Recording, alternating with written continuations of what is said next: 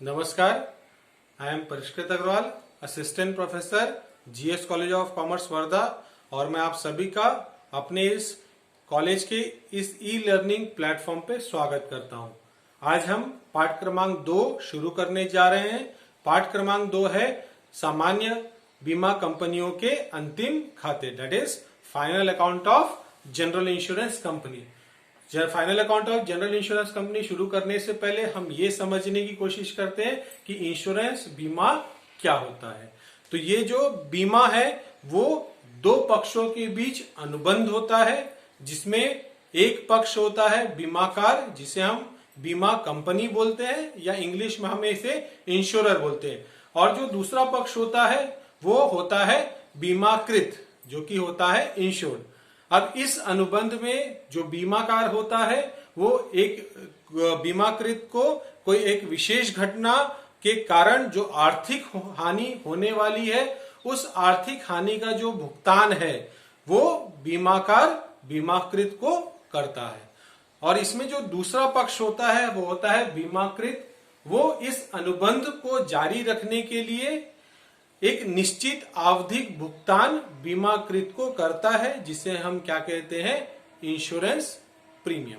तो यहाँ पे इंश्योरेंस क्या हुआ, एक अनुबंध हुआ जिसमें कहीं ना कहीं जोखिम हो रहा है। उस जोखिम या उस घटना के होने के कारण किसी एक व्यक्ति को आर्थिक नुकसान हो रहा है, उस आर्थिक नुकसान की जो भरपाई है वो बीमा कंपनी उस व्यक्ति को कर दे रही है। तो ये हमारा क्या हो गया, बीमा का अर्थ हो गया।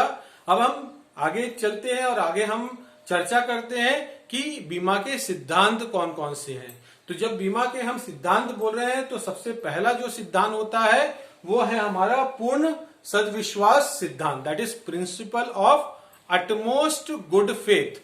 मतलब यहाँ पे जो दोनों पक्ष हैं उसके बीच जो जानकारी का आदान प्रदान होगा वो सही जानकारी का आदान प्रदान होना चाहिए। तो हम सबसे पहले लेते हैं जो पहला पक्ष होता है वो बीमाकार होता है।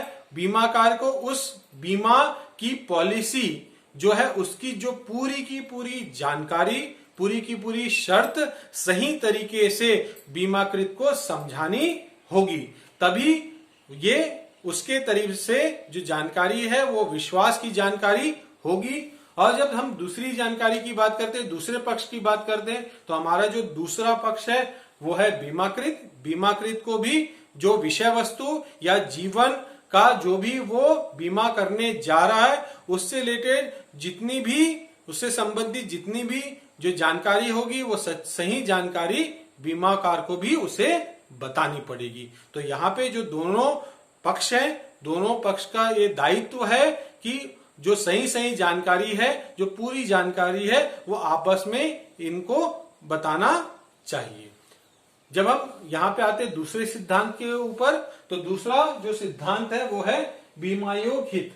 कहीं ना कहीं जो विषय वस्तु या जीवन का बीमा हो रहा है उसमें जो बीमाकृत है और या फिर जो नामांकित व्यक्ति है उसका कहीं ना कहीं उस विषय वस्तु या जीवन में बीमा योग हित होना ही चाहिए। अगर बीमा योग हित नहीं है, हानि हो गई, तो उस हानि का जो भुगतान है, आर्थिक भुगतान है, वो बीमाकार नहीं करती है। अगर हम एक उदाहरण लेने की कोशिश करें, मेरा जीवन है और मेरे जीवन से कहीं ना कहीं नहीं रहने से मेरे परिवार को एक आर्थिक हानि होने वाली है, तो यहाँ पे जो बीमा है मैं अपने जीवन का खुद करवा सकता हूं, और या फिर मेरा जो परिवार है वो परिवार भी मेरा बीमा करवा सकते हैं। क्योंकि अगर मैं नहीं रहूंगा तो मेरी आय नहीं रहेगी, और मेरी आय नहीं रहेगी तो कहीं ना कहीं मेरे परिवार को क्या होने वाली है, आर्थिक हानि होने वाली है।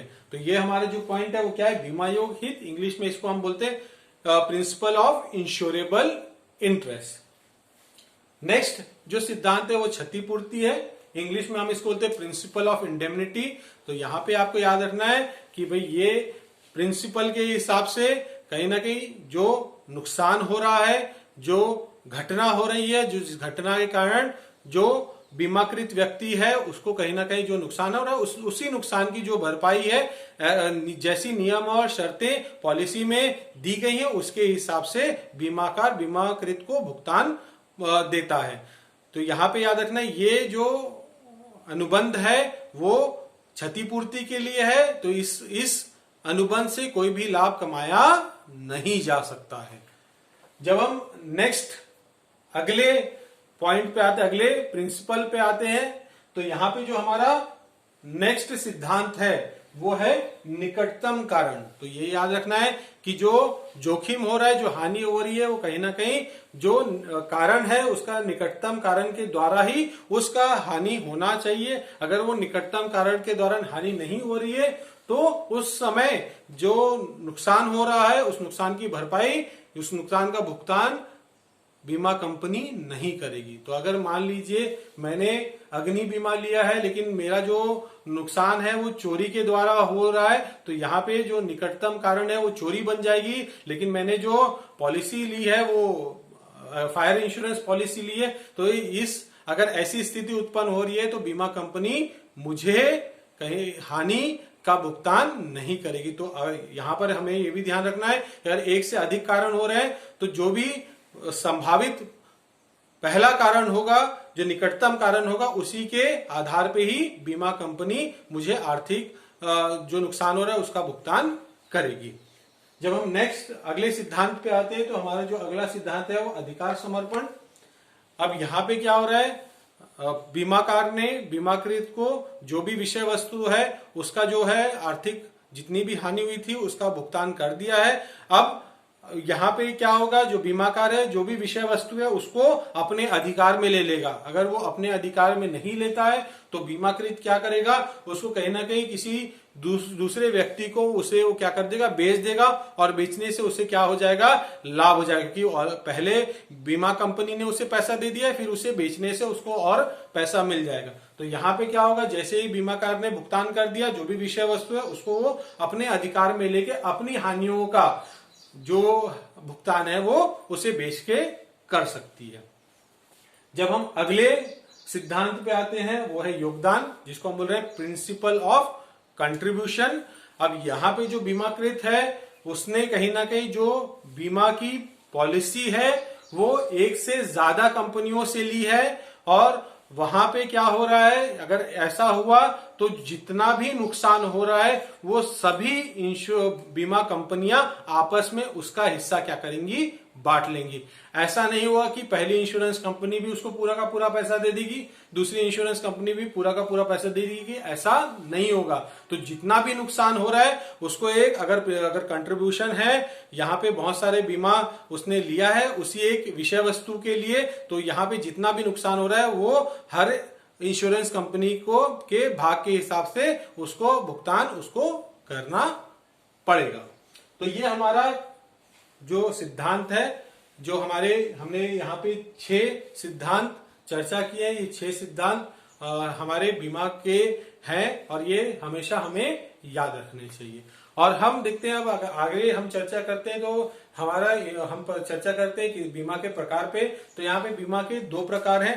पहला प्रकार है जीवन बीमा और दूसरा प्रकार है सामान्य बीमा। तो हमारा जो चैप्टर है वो किस पे डिपेंडेंट है, वो हमारा सामान्य बीमा पे निर्भर है। लेकिन हम ये चर्चा करते हैं कि जीवन बीमा क्या होती है। तो यहाँ पे जो घटना है, हमें ये याद रखना है कि बीमा में कहीं ना कहीं जोखिम है, वो कोई एक घटना हो रही है, घटना होने के कारण ही नुकसान हो रहा है। तो यहाँ पे जो घटना होने वाली है जीवन बीमा में, अगर हम मान के चले तो व्यक्ति की मृत्यु अगर हो रही है और उस मृत्यु से होने वाली जो भी आर्थिक नुकसान है, उस आर्थिक नुकसान की जो भरपाई है वो बीमाकार कर रही है, तो वो किस में आता है, वो आता है जीवन बीमा में। तो यहाँ पे लाइफ का इंश्योरेंस किया गया है, जीवन का बीमा किया गया है। जरूरी नहीं है, यहाँ पे हमको याद रखना है कि भाई अलग अलग जो पॉलिसी होती है उसके हिसाब से जो बीमा का निश्चित अवधि होती है वो अलग अलग होती है। अगर मान लीजिए मृत्यु उस अवधि में नहीं होती है, मतलब वो अवधि पूरी हो जाती है, मेरी जो आयु है वो कंप्लीट हो जाती है, तो उस स्थिति में अलग अलग पॉलिसी है। किसी पॉलिसी में मैच्योरिटी अमाउंट जो भुगतान होता है वो मिलता है और किसी पॉलिसी है जिसमें भुगतान नहीं मिलता है।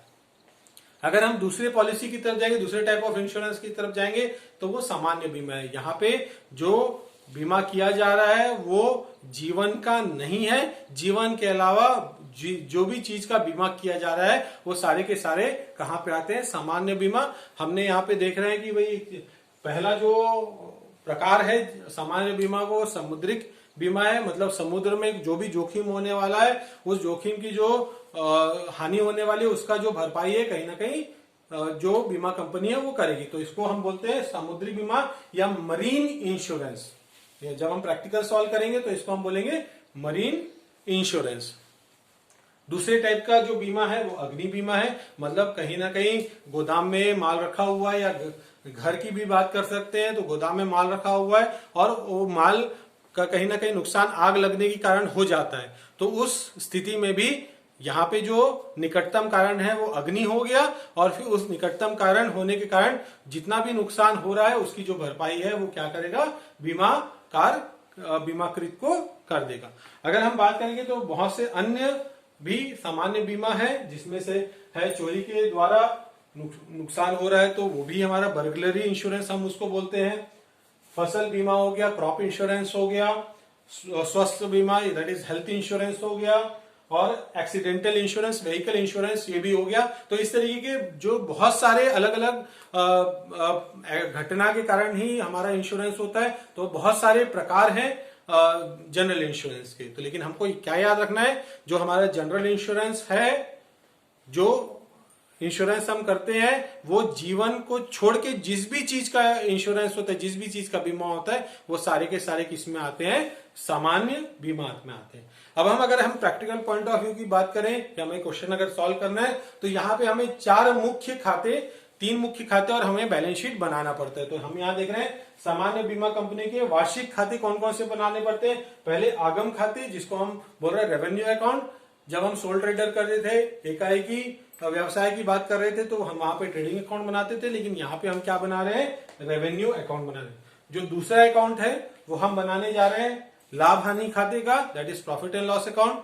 तीसरा जो खाता हम बना रहे हैं वो हमारा है लाभ हानि नियोजन खाता, that is profit and loss appropriation account. और जो आखिरी चीज हम बनाने जा रहे हैं वो हमारे बनाने जा रहे हैं बैलेंस शीट। तो अब हम देखते हैं कि भाई इसके अंदर क्या क्या चीज आती है, उसका थोड़ा सा हम उस पर भी हम चर्चा करेंगे। तो अब हम सबसे पहले चर्चा करते हैं किस पे? आगम खाते पे। तो यहां देखिए सबसे पहले जो हमारा final account of general insurance company, जो पहला अकाउंट बनेगा, जो पहला अंतिम खाता बनेगा वो है रेवेन्यू अकाउंट। रेवेन्यू अकाउंट में देखिए सबसे पहला चीज क्या आएगा? Claim outstanding. सबसे पहला आइटम क्या आएगा? क्लेम मतलब जितना भी कंपनी ने भुगतान कर दिया है उस पर्टिकुलर फाइनेंशियल ईयर में, सबसे पहला आइटम वो है। और यहाँ पे आप देखेंगे जब भी कंपनी क्लेम पे करती है तो इसका एक प्रोसेस होता है जहां पे जो पहले जो बीमाकृत होता है जिसको नुकसान हुआ है उसका जो इंफॉर्मेशन है वो इंश्योरेंस कंपनी को देती है, जिसको हम बोलते हैं इंटीमेटेड। उसको हम क्या बोलते हैं? Claim intimated. और उसके बाद क्या होता है? वो क्लेम इंटीमेटेड होने के बाद इंश्योरेंस कंपनी अपने पर्सन को वहां भेजती है, उसमें पता करने की कोशिश है कितना लॉस हुआ है, और उसको अगर वो लॉस उसी वजह से हुआ है जिसके कारण इंश्योरेंस लिया गया है तो वो कंपनी उसको एक्सेप्ट करती है, तो वो बन जाता है इंश्योरेंस क्लेम एक्सेप्टेड। और एक्सेप्ट करने के बाद उस क्लेम को वो पे करती है। हो सकता है वो उसी फाइनेंशियल ईयर में पे करे, हो सकता है वो नेक्स्ट फाइनेंशियल ईयर में पे करे। तो यहाँ पे क्या याद रखना है कि जितना भी क्लेम आउटस्टैंडिंग है, जो क्लेम इंटीमेट हो चुका है, इंटीमेट या एक्सेप्ट हो चुका है, वो पर्टिकुलरली हमको क्या करना है? At the end of the year उसको क्या करना है? हमको क्लेम पेड से क्या कर लेना है? प्लस कर लेना है। और उसी तरीके से पिछले साल का जो ओपनिंग बैलेंस होगा इस करंट ईयर में, उसको हमको क्या करना पड़ेगा? माइनस करना पड़ेगा, क्योंकि जो क्लेम पे किया वो पिछले साल का है, तो वो पिछले साल का खर्च है, इस साल का खर्च नहीं, इसलिए हम उसको क्या कर देते हैं? माइनस करें। अब इस क्लेम इंटीमेट होने के बाद जब इंश्योरेंस कंपनी अपने पर्टिकुलर वैल्यूअर को वहां पे भेजती है तो कहीं ना कहीं उसका एक खर्चा इंश्योरेंस कंपनी करती है, और वो जो भी खर्चा उस पर्टिकुलर क्लेम के लिए किया जा रहा है वो सारा का सारा क्या होगा? क्लेम पेड से क्या हो जाएगा? प्लस हो जाएगा। और यहाँ पे क्या होता है, अगर मान लो इंश्योरेंस कंपनी को लग रहा है कि अगर नुकसान हुआ हो तो वो बहुत ज्यादा नुकसान हो सकता है, तो वो दूसरे कंपनी से भी उसका फिर से इंश्योरेंस करवाती, जिसको हम बोलते हैं री इंश्योरेंस। तो यहाँ पे क्या याद रखना है कि भाई अगर कंपनी ने री इंश्योरेंस करवाया है, मतलब जो इंश्योरेंस जिस संपत्ति का या जिस विषय वस्तु का इंश्योरेंस कंपनी ने करवा के रखा होगा पहले से, और फिर उसी का इंश्योरेंस फिर से किसी दूसरी कंपनी से करवाती है, तो उसको बोलते हैं री इंश्योरेंस। तो वो जो री इंश्योरेंस होता है, अगर री इंश्योरेंस कंपनी करवा रही है तो उसका जो भी प्रीमियम पे होगा वो प्रीमियम रिसिप्ट से क्या हो जाएगा, माइनस हो जाएगा। और अगर मान लीजिए उसमें वो उसी विषय वस्तु का नुकसान हुआ है जिसमें से कंपनी ने री इंश्योरेंस कराया, तो री इंश्योरेंस से भी क्या करेगी, वो रिकवरी करेगी, और जितना भी अमाउंट रिकवर किया उसको क्लेम पेड से क्या कर देंगे, माइनस कर देंगे। तो यहाँ पे जो क्लेम पेड हुआ उसमें से दूसरी इंश्योरेंस कंपनी से जो भी हमको पैसा मिला है वो क्लेम पेड से क्या हो जाएगा, माइनस हो जाएगा। ये सबसे पहला खर्च है रेवेन्यू अकाउंट का। हम दूसरे खर्च बोलते हैं तो यहाँ पे जो कमीशन है, कहीं ना कहीं एजेंट अपॉइंटेड होते हैं और उस एजेंट को क्या करना पड़ता है, हमको कहीं ना कहीं इंश्योरेंस कंपनी को एज अ कमीशन देना पड़ता है, क्योंकि वो उसको बिजनेस दे रहे हैं, उसको व्यवसाय दे रहे हैं। तो यहाँ पे जो कमीशन होता है वो सबसे पहला डायरेक्ट बिजनेस का होता है, उसी के बिजनेस का हो गया, और दूसरा होता है री इंश्योरेंस बिजनेस का। कहीं ना कहीं कंपनी जब री इंश्योरेंस करवाती है तो वहां पे जो कमीशन होता है उस एक कंपनी के लिए खर्च होता है, तो दूसरे कंपनी के लिए वो आय होती है। तो हम यहाँ पे देखेंगे, अगर वो खर्च है तो उसके डेबिट साइड लिखेंगे, और अगर वो आय है तो उसके क्रेडिट साइड लिखेंगे। तो यहाँ पे अगर क्वेश्चन में दिया हुआ है to commission on reinsurance ceded, तो ये मान के चलना है वो कमीशन इनकम है, और उसको हमको कहाँ लिखना है, क्रेडिट साइड लिखना है। और कमीशन ऑन री इंश्योरेंस दिया है तो वो हम उसको क्या मान के चलेंगे, वो एक्सपेंसेस है। उसके बाद देखेंगे एक्सपेंसेस ऑफ मैनेजमेंट। तो यहाँ पे हम देख रहे हैं कि जो सामान्य बीमा है वो बहुत अलग अलग प्रकार का है, और मान लो जो बीमा कंपनी है वो अलग बहुत सारे प्रकार का जो बीमा है उसका व्यवसाय कर रही है। तो हर एक बीमा व्यवसाय का एक इंडिविजुअल रेवेन्यू अकाउंट बनेगा। अगर मान लो कंपनी मरीन इंश्योरेंस करी तो मरीन का रेवेन्यू अकाउंट बनाएंगे। अगर कंपनी मरीन के और फायर इंश्योरेंस दोनों प्रोवाइड करिए तो मरीन का अलग इंश्योरेंस रेवेन्यू अकाउंट बनेगा, और फायर का अलग रेवेन्यू अकाउंट पड़ेगा। तो उस समय जो एक्सपेंसेस ऑफ मैनेजमेंट रहेंगे वो दोनों के रहेंगे, तो उसको हम कहाँ लिखेंगे, प्रॉफिट एंड लॉस अकाउंट में। अगर हमको ये स्पेसिफिकली बताया गया है कि जो मैनेजमेंट का जो खर्च है, सैलरीज है, सुपरविजन चार्जेस है, सारे खर्चे कोई स्पेसिफिक व्यवसाय के इंश्योरेंस बिजनेस के, तो उस इंश्योरेंस बिजनेस के रेवेन्यू अकाउंट में हम उसे लिख देंगे।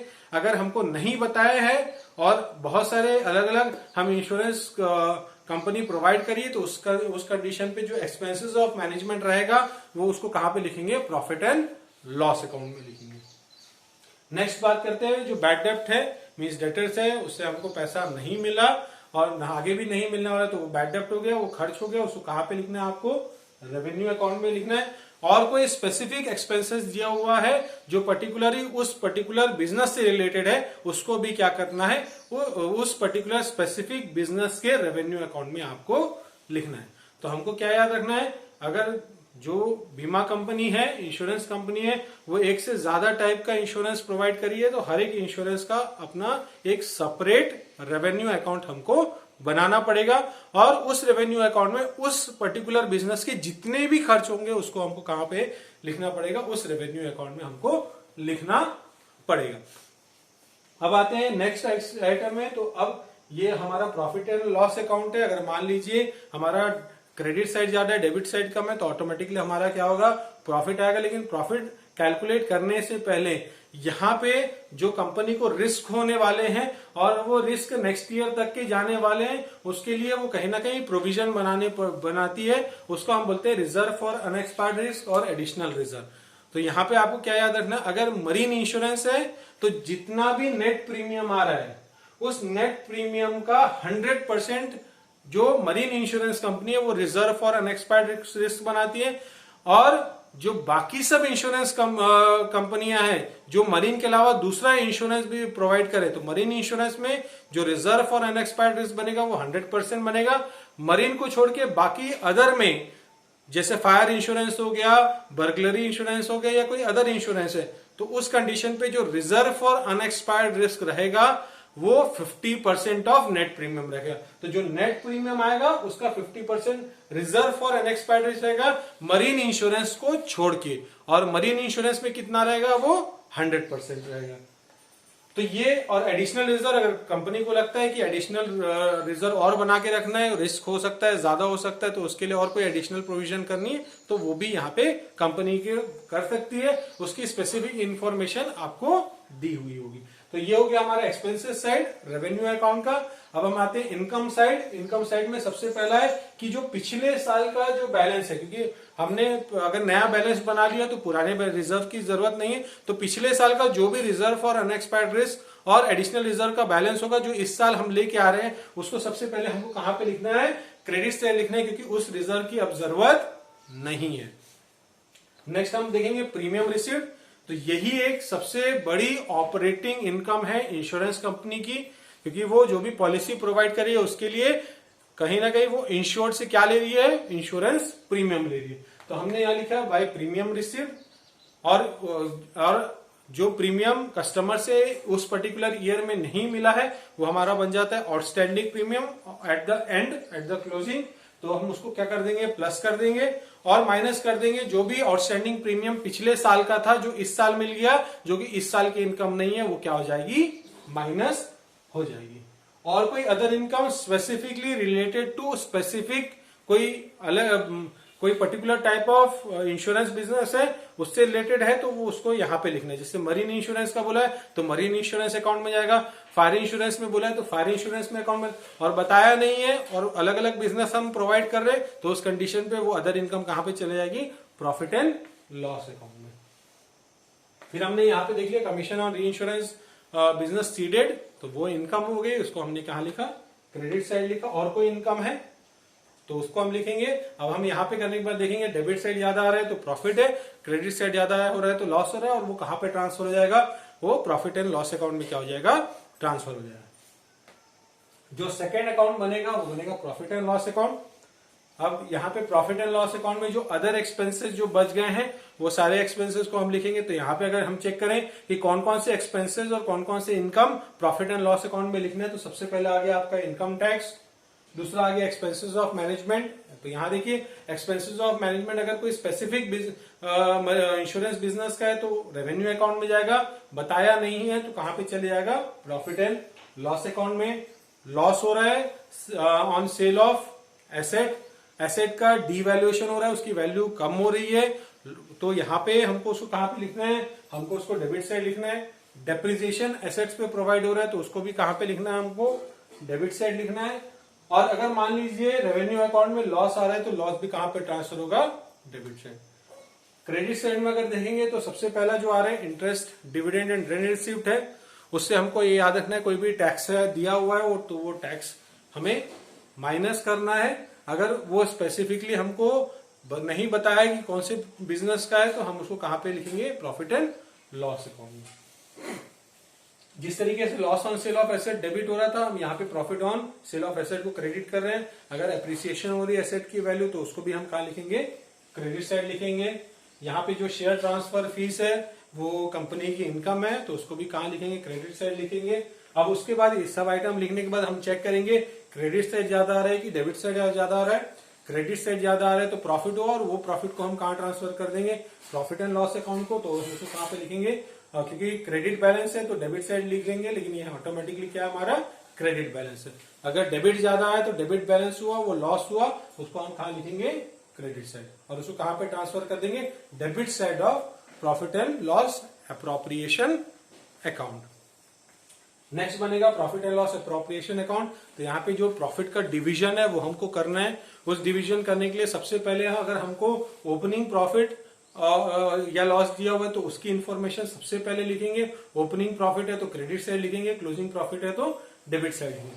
फिर हम लिखेंगे जो हमारा करंट ईयर का प्रॉफिट है, करंट ईयर का प्रॉफिट आया तो क्रेडिट साइड, और करंट ईयर का लॉस आया तो हम उसको डेबिट साइड लेंगे। अब यहाँ पे अप्रोप्रिएशन करना है, हमको प्रॉफिट का डिवीजन करना है, तो यहाँ से हम वेरियस रिजर्व, डिविडेंड, फंड बना सकते हैं। और अगर हम वो रिजर्व फंड बना रहे हैं और डिविडेंड पे कर रहे हैं तो उसको हमको कहाँ लिखना है, डेबिट साइड लिखना है।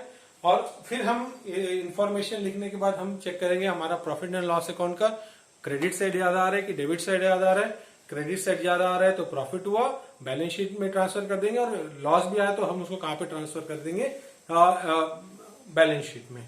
और लास्ट हमारा जो हमको बनाना है वो हमको फाइनेंशियल स्टेटमेंट में हमको क्या बनाना है, वो हमको बैलेंस शीट बनाना है। अब यहाँ पे आप देखेंगे तो बैलेंस शीट का एक स्पेसिफिक फॉर्मेट है, और उसी स्पेसिफिक फॉर्मेट और उसी ऑर्डर में आपको यहाँ पे बैलेंस शीट बनाना है। जो आप सबसे पहले देख रहे हैं वो शेयर कैपिटल है। शेयर कैपिटल तो यहाँ पे आपको याद रखना है ऑथराइज कैपिटल हो सकता है, ऑथराइज कैपिटल को क्लोज कर देना, और फिर यहाँ पे issued and paid up capital आपको लिखना है। जो दूसरा है वो रिजर्व एंड कंटीजेंसीज है। तो यहाँ पे आप देख सकते हैं जो भी जनरल रिजर्व है, जो भी आपने रिजर्व बनाया है except that is reserve which is made in revenue account, उसको यहाँ पे लिखना नहीं है। तो यहाँ पे जनरल रिजर्व आ गया, यहाँ पे इन्वेस्टमेंट फ्लक्चुएशन फंड का आ गया, और आपका पीएनएल अप्रोप्रिएशन आ गया। नेक्स्ट हेडिंग है वो balances of funds and account है। तो यहाँ पे हमको क्या लिखना है, balances of funds and account में जो हमारा रिजर्व फॉर अनएक्सपायर्ड रिस्क और एडिशनल रिजर्व है उसको हमको यहाँ लिखना है। तो जो हमने रेवेन्यू अकाउंट में बैलेंसेज ऑफ फंड के हेडिंग के अंदर बनाया है वही हमारा कहां पे ट्रांसफर जाएगा, balances of funds and account में ट्रांसफर हो जाएगा। जो हमारा नेक्स्ट लायबिलिटी है, हमारा नेक्स्ट लायबिलिटी है डिबेंचर्स, उसकी भी स्पेसिफिक हेडिंग है। डिबेंचर को इस यहीं पे आपको इसी हेडिंग के अंदर लिखना है। और नेक्स्ट गिवन है और कोई एसेट्स और कोई लायबिलिटीज बच गया है, वो सारी लायबिलिटीज आपकी कहां पे जाएगी, लोन्स एंड एडवांसेस के हेडिंग के अंदर जाएगी। अब एसेट साइड आते हैं। तो एसेट साइड आप देखेंगे तो एसेट साइड सबसे पहला लोन्स है, मतलब कंपनी ने किसी भी दूसरे कंपनी को जो लोन दिया है वो उसके लिए एसेट है, कहीं ना कहीं उससे इंटरेस्ट रिसीव होगा और वो कंपनी की क्या होगी, इनकम होगी। तो loan given by the insurance company to other companies, it is an asset for the insurance company. Second investment है, जैसे यहां पे हम देख सकते हैं जो इंश्योरेंस कंपनी को कंट्रोल करता है वो through IRDA, insurance regulatory development authority है, उसके पास कोई सिक्योरिटी डिपॉजिट करके रखा है। यहाँ पे कोई इन्वेस्टमेंट गवर्नमेंट सिक्योरिटीज में है, कोई deposit reserve bank of India की तरफ है। तो वो सारे हेडिंग के अंदर जो भी रहेंगे वो सारा का सारा हम कहा लिखेंगे, investment. Next it is third heading of asset, it is house property, investment in house property. Next heading it is agent balances, agent balances debit है, मतलब एजेंट से पैसा लेना है तो हम उसको कहां लिख रहे हैं, डेबिट साइड, एसेट साइड लिख रहे हैं। और अगर एजेंट बैलेंसेस क्रेडिट बैलेंस होगा तो हम उसको कहां पे लिखेंगे, लोन्स एंड एडवांसेस में। नेक्स्ट हेडिंग है प्रीमियम आउटस्टैंडिंग, कस्टमर से जो भी प्रीमियम हमको मिला नहीं है इस पर्टिकुलर ईयर में वो सारा प्रीमियम को हम कहां हेडिंग में डालेंगे, प्रीमियम आउटस्टैंडिंग। नेक्स्ट तरीके से उसी तरीके से नेक्स्ट हेडिंग है interest, dividend and rent outstanding है, हमको मिला नहीं है, हाउस प्रॉपर्टी से हमको रेंट नहीं मिला है, और इंटरेस्ट एंड लोन से हमको कहीं ना कहीं इंटरेस्ट एंड डिविडेंड रिसीव नहीं हुआ है वो, लेकिन वो मिलना चाहिए था, वो हमारा कहां हेडिंग में जाएगा, वो हमारा सिक्स्थ हेडिंग में जाएगा।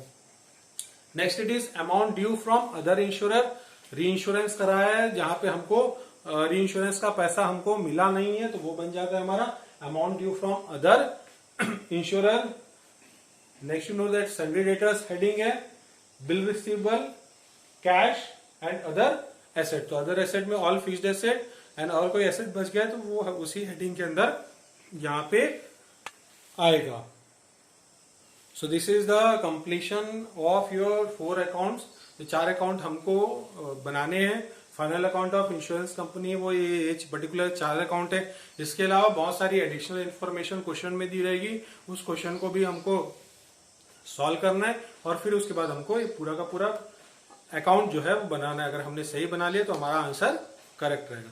तो नेक्स्ट क्लास में हम चेक करेंगे कि भाई कौन से क्या क्या अकाउंट हमको बनाने हैं एज पर द क्वेश्चन और उसका आंसर कैसे लेके आना है। ये एक थोड़ा सा आपके लिए ओवरव्यू था। जब हम क्वेश्चन सॉल्व करेंगे तो यहाँ पे कंसेप्ट आपके और क्लियर रहेंगे। एक इंपॉर्टेंट पॉइंट आपको बताना भूल गया, that is bonus in reduction of premium. मान लीजिए मैंने इंश्योरेंस प्रीमियम जनरल इंश्योरेंस लिया है और उस जनरल इंश्योरेंस लेने के बाद उस पर्टिकुलर, क्योंकि यहाँ पे जितना भी जनरल इंश्योरेंस हो रहा है उसका जो पीरियड होता है वो 1 साल का होता है। सबसे इंपॉर्टेंट क्या होता है, जनरल इंश्योरेंस सामान्य बीमा का जो अवधि होता है वो 1 साल का होता है, और 1 साल के बाद फिर से उसको क्या करना पड़ता है, रिन्यू करना पड़ता है।